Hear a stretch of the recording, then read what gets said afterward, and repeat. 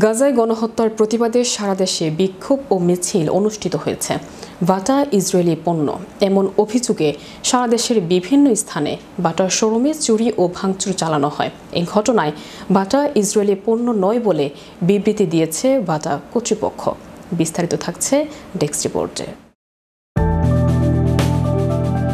দেশের বিভিন্ন স্থানে বাটার শোরুমে ভাঙচুর, লুটপাট হয়েছে। ইসরায়েলের প্রতিষ্ঠান দাবি করে এসব প্রতিষ্ঠানে হামলা চালানো হয়। তবে প্রতিষ্ঠানটির পক্ষ থেকে জানানো হয়েছে, বাটার সঙ্গে ইসরায়েল ফিলিস্তিনের সংঘাতের রাজনৈতিক সংশ্লিষ্টতা থাকা কিংবা বাটা ইসরায়েলি মালিকানাধীন তথ্যটি ভুল। ফিলিস্তিনের গাজায় ইসরায়েলি বর্বরতার প্রতিবাদে সোমবার দেশ জুড়ে বিক্ষোভ কর্মসূচি পালিত হয়। তবে বাটার বিভিন্ন বিক্রয় কেন্দ্রে হামলা, ভাঙচুর, চুরি ও লুটপাট চালানো হয়। এ ঘটনায় হতাশা প্রকাশ করে সকল ধরনের সহিংসতার নিন্দা জানিয়েছে জুতা উৎপাদনকারী ও বিক্রেতা বহুজাতিক এ কোম্পানি। সোমবার রাতে নিজেদের ফেসবুক পেজে এক বিবৃতিতে বাটা কর্তৃপক্ষ বলেছে, একটি ভ্রান্ত ধারণা থেকে তাদের ব্যবসার উপর এ ধরনের হামলা চালানো হচ্ছে। আমরা লক্ষ্য করছি যে বাটাকে ঘিরে কিছু বিভ্রান্তিকর তথ্য ছড়ানো হয়েছে, যেখানে বলা হচ্ছে প্রতিষ্ঠানটি ইসরায়েলি মালিকানাধীন বা ইসরায়েল প্যালেস্টাইন সংঘর্ষে রাজনৈতিকভাবে জড়িত। নিজেদের ইতিহাস তুলে ধরে বাটার বিবৃতিতে বলা হয়, বাটা একটি ব্যক্তি মালিকানাধীন প্রতিষ্ঠান, যার যাত্রা শুরু হয়েছে চেক প্রজাতন্ত্র থেকে এবং কোনো রাজনৈতিক সংঘর্ষের সঙ্গে সম্পর্ক নেই।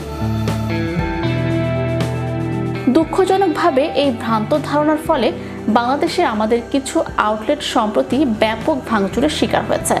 গাজায় নিরস্ত্র ফিলিস্তিনিদের ও ইসরায়েলি বাহিনীর বর্বর হামলার প্রতিবাদে সোমবার বিশ্বব্যাপী নো ওয়ার্ক নো স্কুল কর্মসূচির অংশ হিসেবে সোমবার ঢাকা সহ বাংলাদেশের জেলায় জেলায় বিক্ষোভ মিছিল, সমাবেশ ও ধর্মঘট চলে।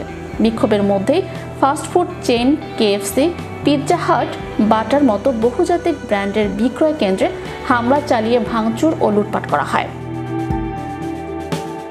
এছাড়া কোমল পানীয় কোকা-কোলা, 7 আপ রাখায় বিভিন্ন দোকান ও রেস্তোরাঁয় হামলা করা হয়।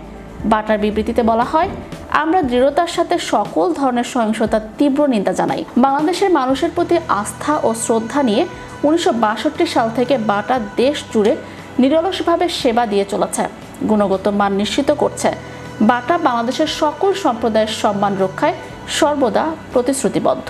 এ ঘটনায় খুলনা মেট্রোপলিটন পুলিশের গণমাধ্যম শাখার এডিসি আহসান হাবিব বলেন, গতকাল খুলনা শহরে বাটার শোরুম ও কেএফসি ফুড কোর্টে লুটপাটের ঘটনায় পুলিশ 31 জনকে আটক করেছে। ভিডিও ফুটেজ ও সিসিটিভি ফুটেজ বিশ্লেষণ করে জড়িত অন্যদের শনাক্ত করে আইনের আওতায় নেয়ার প্রক্রিয়া চলছে।